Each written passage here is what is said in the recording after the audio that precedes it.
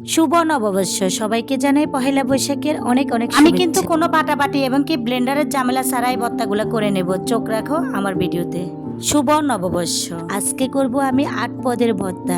এত মজার মজার ভর্তার রেসিপি তোমাদের সাথে শেয়ার করব, দেখলে তোমরা কিন্তু লোভ সামলাতে পারবে না। হ্যালো এভরিওয়ান, কেমন আছেন সবাই? আসসালামু আলাইকুম।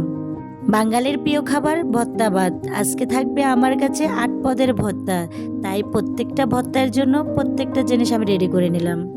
প্রথমে আমি বরবটিগুলো কেটে নেব। এগুলাকে কিন্তু আমি সবগুলো আগে ধুয়ে নিয়েছি। সবগুলো সবজিকে সুন্দরভাবে ধুয়ে পরিষ্কার করে নিলাম। এখন শুধু কাটাকাটি।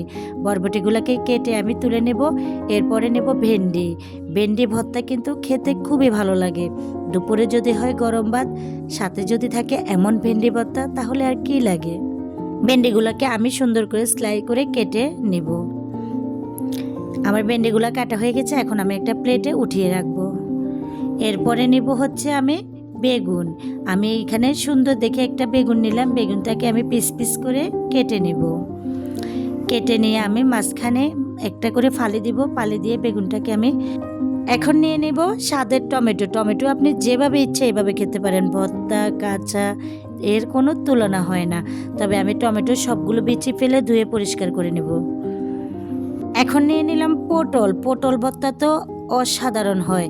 পটল আপনি ভাজি করে খান, রান্না করে খান, ভর্তা করে খান, যেভাবেই খান, পটলের স্বাদ কিন্তু অতুলনীয়। তবে পটলের ভর্তাটাও আমার অনেক ভালো লেগেছে। আমি যে সবজিগুলো কাটার প্রয়োজন ছিল সব কিছু কাটা হয়ে গেছে। সাথে থাকবে ডিমের ভর্তা। তাই তো আমি 2টা ডিমকে সুন্দর করে ধুয়ে পরিষ্কার করে নিয়ে আসলাম। আর এখানে হচ্ছে ধনিয়া পাতাগুলোকে আমি ধুয়ে কুচি করে নিচ্ছি। একসঙ্গে যদি সবগুলা কাজ গুছিয়ে রাখা যায় তাহলে খুবই সহজ হয় ভর্তা করতে। ও আমি আরও কয়েকটা পেঁয়াজ কেটে নিলাম, তবে আপনাদেরকে ক্যামেরাতে আমি দেখাতে ভুলে গিয়েছি। এখানে আমি মূল প্রস্তুতিতে চলে যাচ্ছি। এখন আমি যেগুলো সিদ্ধ করতে হবে সেগুলোকে আমি সিদ্ধ করে নেব। যেমন হচ্ছে বরবটি, পটল, আর সাথে হচ্ছে আলু, আর হচ্ছে ডিম। আলুটা দিতে আমি ভুলে গেছি, পরে অ্যাড করে দিয়েছি, তবে আমার এখানে ক্যামেরায় আসেনি। আলু ভর্তা তো মাস্ট থাকতে হবে। আলু ভর্তা না হলে কি জমে বলেন তো? এখন আমি সামান্য পরিমাণ তেলের মধ্যে শুকনো মরিচগুলোকে আগে মচমচা করে ভেজে নেব। এরপরে দিয়ে দেব পেঁয়াজ কুচি। পেঁয়াজগুলোকে আমি হালকা বাদামি করে নেব যাতে করে স্বাদটা বাড়ে। এখন দিয়ে দিলাম রসুন। রসুনটাকেও আমি টেলে নিয়েছি, আমি রসুনের ভর্তাও করব। তাই ওই তেলের মধ্যে বরবটি আর পটলটাকে ভেজে নেব। ভেজে নিলে খুবই স্বাদ হয়। কড়াইতে আমি আবার তেল দিয়ে ভেন্ডি আর হচ্ছে বেগুন, টমেটোটাকে একটু ভেজে নেব। সামান্য পরিমাণে লবণ দিয়ে দেবো। দিয়ে ঢাকনা দিয়ে 15 থেকে 20 মিনিট ঢেকে নিলে নরম হয়ে যাবে, কারণ এই সবজিগুলো নরম সিদ্ধ করা যাবে না। তাই ভর্তা করার জন্য আমি একটা বাটনা নিয়েছি। এখন মরিচগুলোকে ভালোভাবে পিষে এখানে আমি ভেজে রাখা পেঁয়াজটা দিয়ে দিব। দিয়ে ভালোভাবে মিহি করে একটা সবগুলোকে অ্যাড করে নেব। এখানে আমি সরিষার তেল, লবণ সবগুলো দিয়ে মিক্স করে রেখে দেবো একেবারে।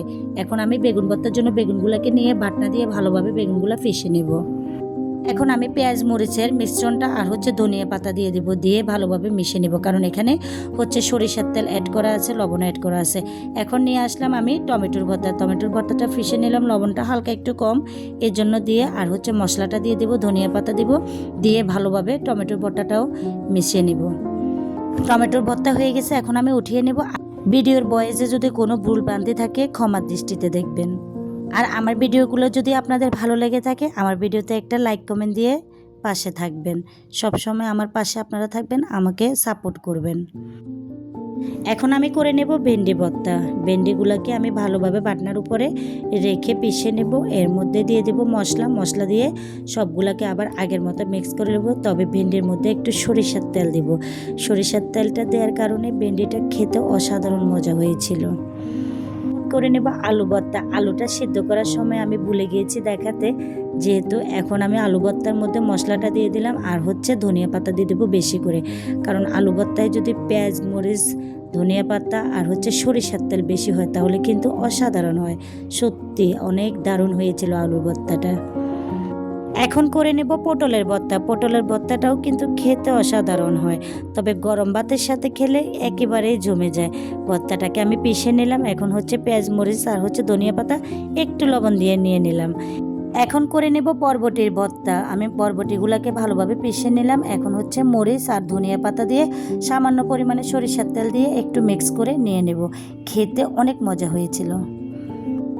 এখন করে নেব ডিম ভর্তা। ডিম ভর্তাটা কিন্তু আমার সবসময় খাওয়া হয় না, তবে ডিমের ভর্তা খেতে খুবই টেস্টি। ডিমগুলোকে আমি মিহি করে নিলাম। এখন এখানে পেঁয়াজ, মরিচ, ধনিয়া পাতা আর হচ্ছে সরিষার তেল দিয়ে দেবো। খেতে যে অসাধারণ মজা, একবার হলেও খেয়ে দেখবেন, দেখবেন অতুলনীয় স্বাদ ডিমের ভর্তায়।